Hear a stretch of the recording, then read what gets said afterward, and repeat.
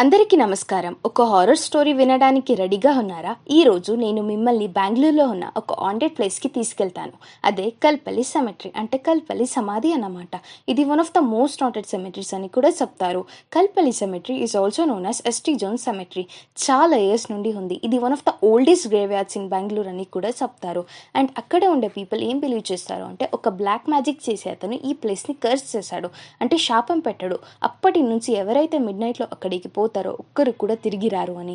And also రాత్రి 2 AM ఒక dark shadow, అంటే నల్లటి ఆకారం సెమెట్రీలో నడుస్తుందని చాలామంది చూశారు. అండ్ ఆల్సో ఎక్స్పీరియన్స్ కూడా చేశారు.